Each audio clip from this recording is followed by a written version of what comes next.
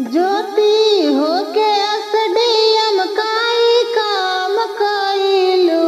ज्योति होके एसडीएम काई काम कइलू। तू त पूरे नारी जाति के बदनाम कइलू। तू त पूरे नारी जाति के बदनाम कइलू। जवन करे के चाही ना खुलेआम कइलू। जवन करे के चाही ना खुलेआम कइलू। तू त पूरे नारी जाति के बदनाम कइलू। तू त पूरे नारी जाति के बदनाम कइलू। कर्जा कई कई तोहरा पति पढ़वले। कर्जा कई कई तोहरा पति पढ़वले। मेहनत करके तोहरा एसडीएम बनवले। मेहनत करके तोहरा एसडीएम बनवले। उहे पति के इज्जत आज नीलाम कइलू। उहे पति के इज्जत आज नीलाम कइलू। तू त पूरे नारी जाति के बदनाम कइलू। तू त पूरे नारी जाति के बदनाम कइलू। ज्योति होके एसडीएम काई काम कइलू।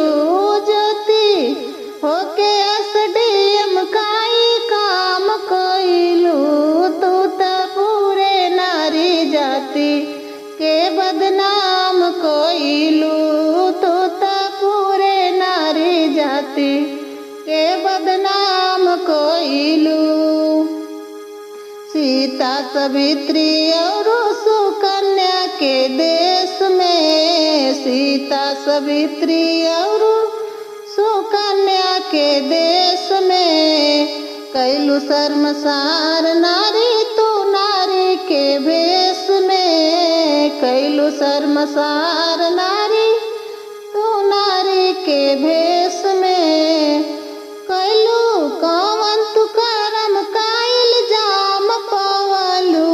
कैलू कौन तू करम काइल जाम पवलू। तू त पूरे नारी जाति के बदनाम कइलू।